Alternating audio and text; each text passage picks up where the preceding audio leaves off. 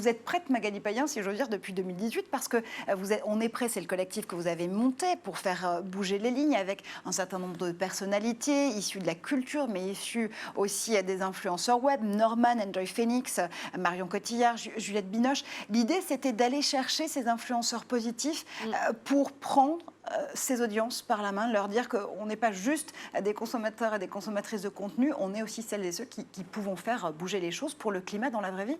Oui, c'est ça.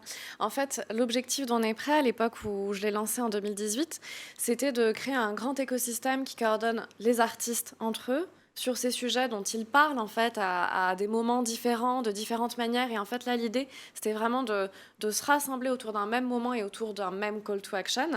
Donc de rassembler et coordonner ces artistes entre eux, mais aussi les coordonner avec des experts, des scientifiques, des lanceurs d'alerte, des journalistes qui alimentent leur contenu, et ensuite de les coordonner avec des acteurs sur le terrain, donc des ONG et des entrepreneurs sociaux. Et donc la toute première campagne On est prêt, c'était une première campagne pour dire qu'on est prêt à agir pour le climat, à notre niveau. Donc on a rassemblé plus de 100 personnalités sur un mois, et il y avait un défi par jour qui était proposé pendant ce mois. Et ces 100 personnalités, en fait, nous permettaient de toucher des publics qui n'étaient pas touchés habituellement. C'est des personnalités, pour la plupart, qui prenaient la parole pour la première fois sur ces enjeux-là. Et le fait d'avoir ces rôle modèles, en fait, qui parlaient à leur communauté, ça permettait de rendre le sujet cool. Et c'est vraiment l'enjeu aujourd'hui, c'est de rendre l'écologie, la sobriété, sexy. Et à l'époque, donc, l'objectif, c'était donc de dire on est prêt à agir pour le climat et on le montre. On prend nos responsabilités de citoyens. Le premier défi à l'époque, c'était je nettoie ma boîte mail. Parce qu'Internet, à l'époque, c'était l'équivalent du 6e pays au monde en termes de gaz à effet de serre émis. Donc aujourd'hui, ça a empiré.